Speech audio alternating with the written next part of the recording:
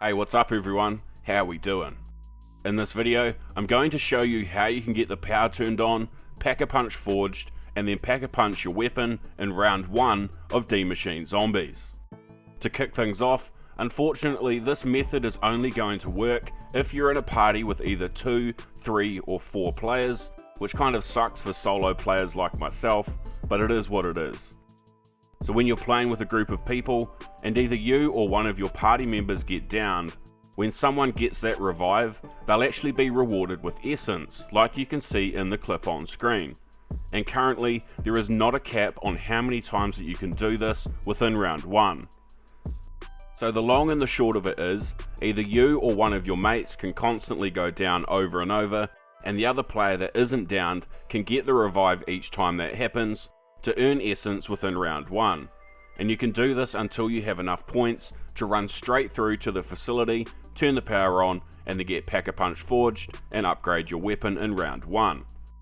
This is basically limitless, so if you really wanted to put the time in, you could farm enough points to do all of that, plus open up the entire map, get all of the perks, and be completely set before round 1 even ends. This is obviously going to be most effective with 4 players. You can split up into 2 groups and have 2 players getting downed and 2 people reviving, but let's be real, this is really only going to be fun to do once or twice so you can brag to your mates that you've done it. But doing this every game is just not going to be efficient, and after a while it gets kind of boring, and it's a really boring way to get everything unlocked. But thanks to a new little trick that's been discovered, there's actually a much better and more efficient way to rack up the points in the earlier rounds. Granted, you won't have enough points to get it all done on round 1 like the other method, but you'll be able to get a ton more points than you usually would and be set in those earlier rounds.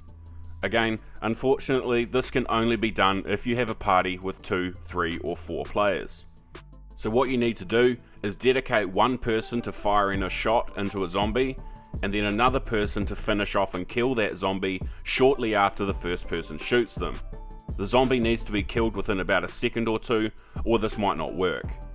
What will happen when you do this is not only will the person who got the kill be rewarded with essence, but the person that did the first lot of damage to the zombie will also get rewarded with essence, and also XP towards the weapon that they used to do the damage. This again will be most effective with 4 players. If you have 3 players shoot a zombie in the leg with one of the weaker pistols, and then have another person finishing off the zombie, then you'd effectively be earning 4 times the amount of essence that you normally would from just one zombie. Granted, this could get a little tricky as the rounds progress, but if you're playing with some mates, it's really going to boost your essence in those lower rounds and allow you to get set up much quicker. Alright, I think that about wraps things up for this video. If you found some value in it, then please make sure to leave a like, and if you're not already, then consider subscribing to the channel to keep up to date with my other zombies and Call of Duty related videos.